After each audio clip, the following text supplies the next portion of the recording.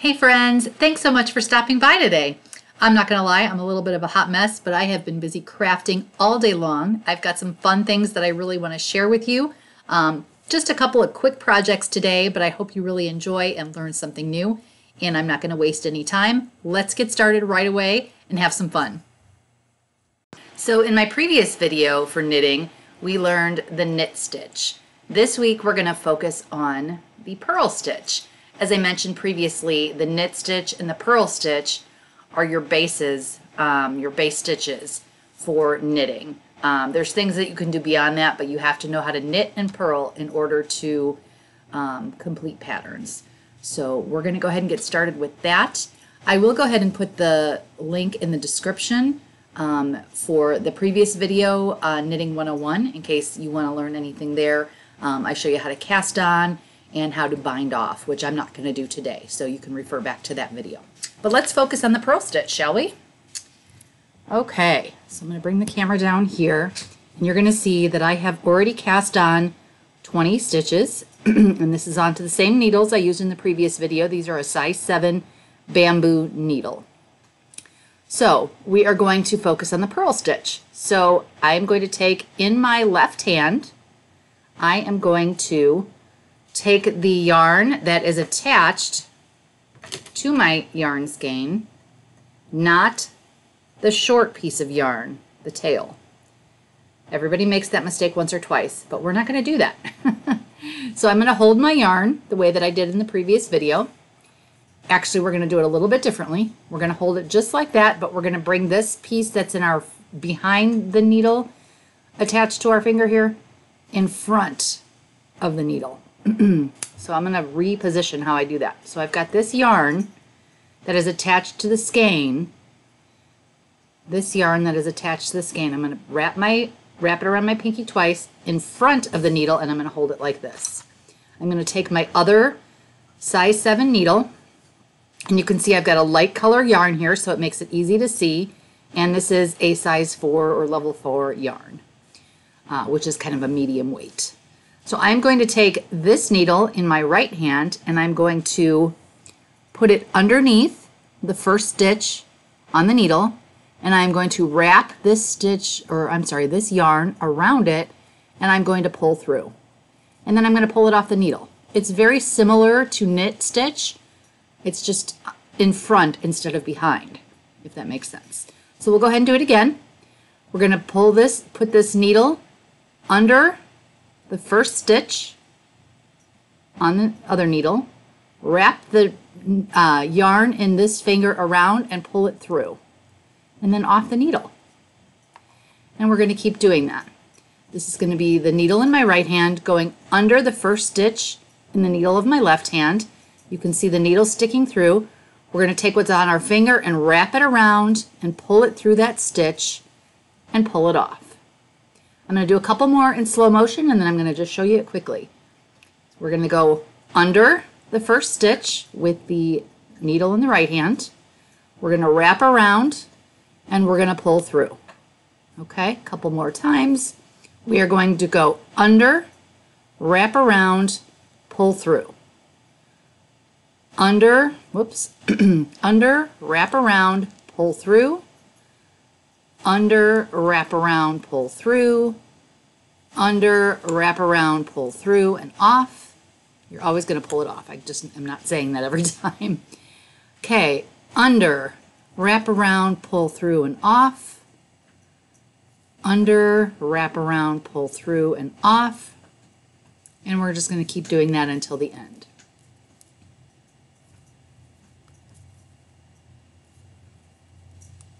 And again, this is the purl stitch. Grab some more yarn here. It's not loosened up on the skein. Okay. Do a couple more here till we get to the end of the row. And then I'm going to kind of do one more row in fast time just so you can see what it looks like. And then I'll show you what a finished row looks like. Okay. So we have finished one row. I'm going to do one more row quickly, very quickly, and I will show you what the end result looks like.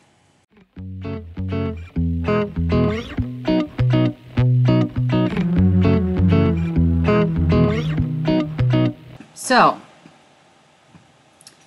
we have finished 2 rows of purling. This is what 2 rows of purling is going to look like. It doesn't look different very much from when you do the knit stitch all the way through when it's back to back, but when you'll see when you do it in different patterns, it is going to look differently. So that is all I have to show for the purl stitch. My recommendation, here, let me put this back up. My recommendation is that you grab those knitting needles, grab a pair of light colored yarn, and just practice the heck out of the knit stitch from the last video and the purl stitch from this video. Rewind, watch again if you need to, but keep going with it. And once you know those 2 stitches, it will be much easier for you to move on and read patterns and make some of those beautiful things that are out there to knit. All right, well, thanks so much for watching this tutorial, and we'll go on to the next one. So I mentioned before in a previous video that I have my stepdaughter that lives in Hawaii. She is stationed there for the Army, and we were able to visit her back not so long ago, and I am really excited. She loves to surf, and I wanted to make something for her kind of as a thank you for letting us stay with them, and just something to kind of have a little decoration for their place that they've lived in for just a couple of months now. So I was at the Target close to my house, and I found this really cool surfboard. Here we go, at the dollar spot. And I want to put something on it. She loves motivational quotes. And I love the quote that says, "The sea is calling and I must go." So I'm going to create that to put on this lovely piece here with some permanent vinyl. So let's go ahead and take a look at how we do that. So I have shown before how to create things in Cricut Design Space. So I'm here in my canvas, and I am going to go ahead and create this. So I have done some measuring, and I have 2 inches tall per line and up to 20 inches to work with. And I'm going to make this in 2 different lines. I'm going to use white permanent vinyl, and I am going to, like I said, do this in 2 different lines. So the first thing I need to do is click on text, and I want to find a text that I like. So I'm going to go ahead and type out the first sentence.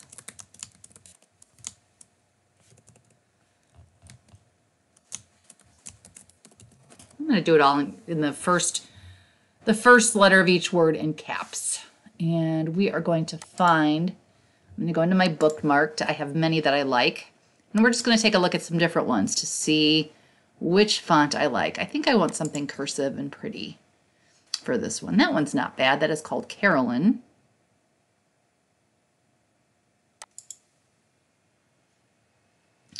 Let's see, this one is Elizabeth. That one's a little too frilly, I think, for what I want to do. I always like Love Spell. That's one of my favorites. But I don't think that's right for this project. I think we're going to go back up to Carolyn. I like that one. So here's Carolyn. So the sea is calling, so we'll start with that one. Like I said, I can make it up to 2 inches tall, which I don't want to make it quite that tall because I don't want it to bleed into the next line, but maybe 1.5 inches. But I do want to remember that I can only cut up to about 11.5 inches because I'm using a 12-inch mat. So we'll just go ahead and do right around 11.5 inches, and that gives me just about where I want to be. I'm okay with the G dipping down a little bit. So the sea is calling, so now I'm going to do another text line.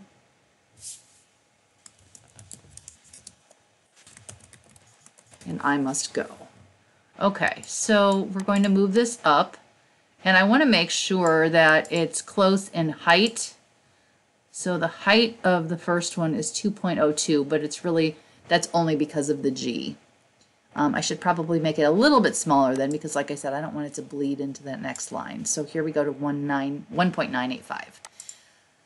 This one is 1.744, so I'm going to change it to that 1.985 because I want it to be similar in size. Okay, so that looks good. I am going to line these up. So I've highlighted everything, and we're going to click Align, and I'm going to go to Center Horizontally. So that's nice and centered now. I'm not going to change the color of this because it is fine the way that it is. If I had different colors and things that I wanted to cut on different mats, I would change the color of some of it, but because everything is going to be cut all at one time, I'm going to leave it as is. So I'm going to take it and I'm going to highlight everything. I want everything to be grouped, so I'm going to click over here to group. And since everything is all the same color and everything, I'm going to go ahead and attach. So I'm going to click on Make It. And you'll see it comes out all together how I want it to be. Now, this is going to be permanent vinyl. I'm not putting in any kind of press, so I do not need to mirror that. If you've watched any of my previous videos, you'll know that when you're working with heat transfer vinyl and some other things, you do need to mirror what you're working on for the cut. This one we do not. So the next thing we're going to do is press continue.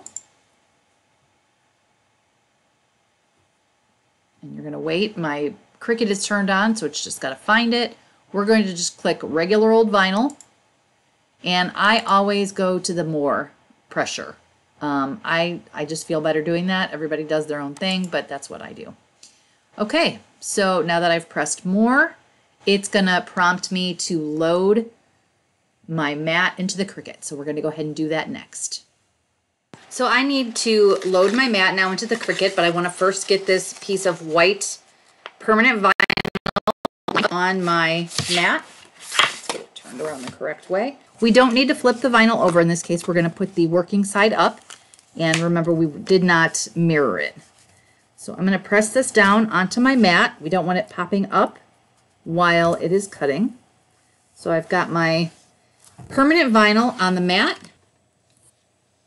So now we are going to load the mat into the Cricut. And it is already prompting me to load.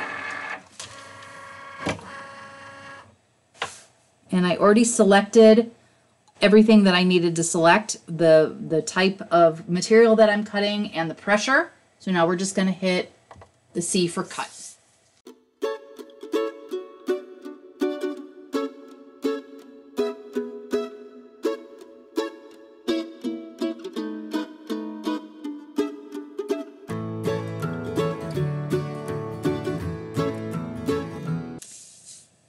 Okay, now that the cutting is done, we're going to go ahead and press the arrow to eject the mat. And we're going to bring the mat over, remove the vinyl from the mat. And then we are going to weed what we have. So weeding is taking away the vinyl that we do not need. So I'm going to get my Cricut weeding tool. And I've shown in previous videos how I weed. It's the same process. Although permanent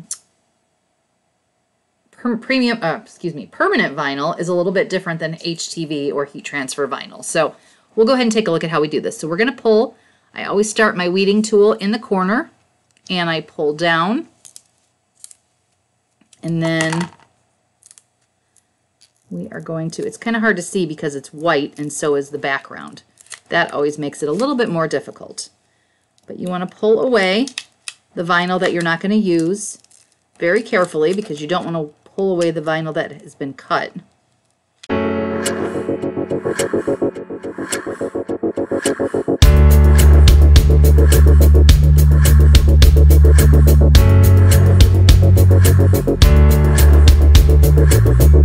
Okay, so all of the vinyl that I don't use is going to get thrown away. I made sure to cut my sheet to the size that I needed, so I didn't have a lot of wasted vinyl. What's left is mostly what was between the letters. I like to use as little vinyl as possible because I like to use scraps and leftovers for future projects, so I'm not constantly buying vinyl. So again, this is going to be really hard to see, but you can see it there in the camera. So I got the main part of it off, but you can see, like in the word C, that some of those letters still need more weeding. So now we're going to go through and we're going to take out all the other pieces that are left that we don't need.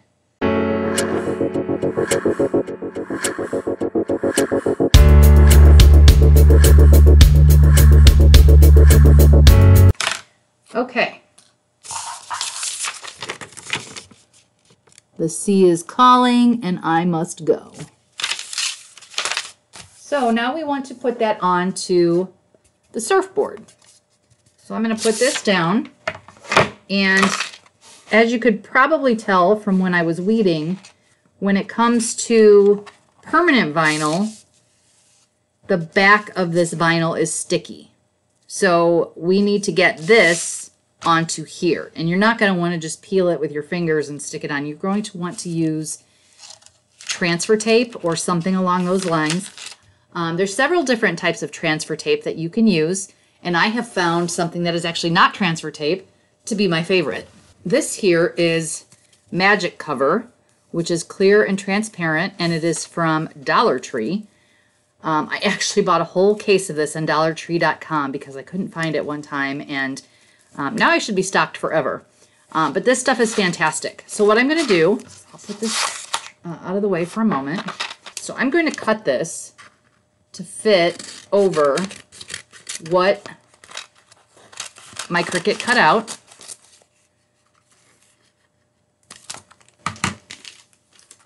And then what I really like about this is I found some of these things, if you use other brands of actual transfer tape or other things, it's really hard to peel off the paper, and this is not. So I just peel it right off the backing sheet. So I try to line the top of this up with the top so I can get it as straight as possible. And then you're just going to lay it down over the top. This is not perfect, but that's okay. It doesn't need to be perfect when I'm doing this because I've got a couple bubbles in here, but it should still lay down just fine. Okay, so next I'm going to take my scraper. This is not my Cricut scraper. This is just another generic brand. And I'm going to kind of scrape it down as much as I can so I can pull this up. We want it to come up fairly easily. Okay, so a little trick that I have learned, if you just go to pull it up from, peel from the corner, it doesn't always come up. So I flip it over and I go, well, you can see this, I take the edge of the backing paper and I kind of peel away. Now, unfortunately, you can see here my contact paper did not go all the way to the edge of the letter, so I am going to peel that part up on its own. Ideally, you'll have it cover the entire thing. Okay, so I've peeled that up, and now I'm just going to peel back the contact paper this way. So I just kind of pull back and hold the contact paper down. You want everything to pull up onto your plastic or your contact paper.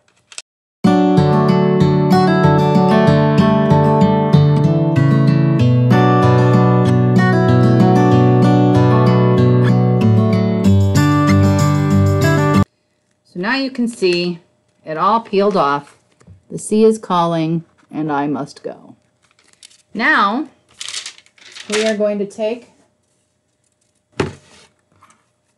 the surfboard and try to line this up. I am really bad. I eyeball things. As careful as I am with everything, I eyeball things because, I don't know, I don't like to measure. But the nice thing here is that this gives me kind of a nice center point. I definitely want to center between these two knots here, because even if that's not the perfect center, which it's really not, it kind of makes it look like the center, and your eyes are automatically going to go to that. Okay, so I'm going to put these in these lines where I want them to be. Kind of line it up here. I think that looks good and straight. Make sure before you press it down all the way that it is where you want it to be, and then press. And then I take my scraper and I push it down.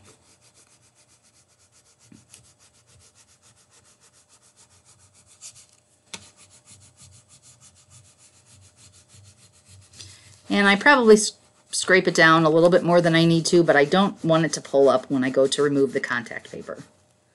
So make sure you get everything.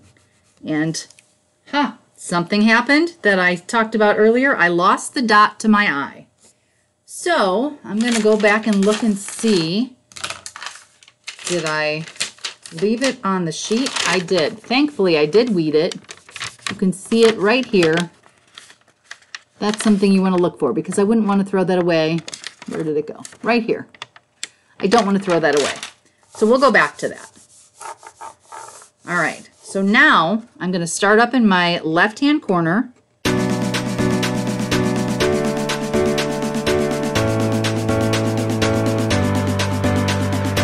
And I am going to just take my contact paper again, find my dot.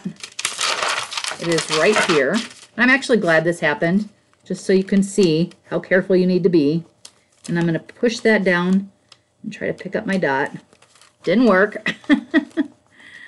Okay, so now I'm going to try and peel the dot off of the paper and stick it to my contact paper. Let's see what I'm doing here. All right, there we go. I've got the dot.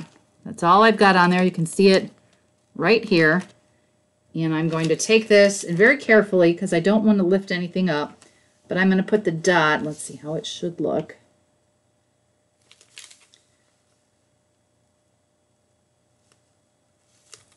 All right, and I'm going to push it down and take this away. Okay, so now everything is on there. I'm going to save my contact paper, put it back on the sheet, the carrier sheet that it came with. It doesn't have to be perfect. You just want to, restore the stickiness. So put that aside, and then I'm just going to kind of gently scrape this down. Actually, I think I'm going to use my fingers just to push it down. You can put a little heat to it, like with a heat tool or a blow dryer. But I think this should be just fine. This isn't going to be outside. It could be. The wood, I probably wouldn't want to put that part outside in case it gets wet. Hopefully they're going to hang this on their wall in their house. But this should stay just fine. Okay. I love how this turned out. This cute little surfboard. The sea is calling, and I must go. Hopefully they'll hang this in their house proudly and enjoy. What a fun project. Nice, easy, and pretty inexpensive.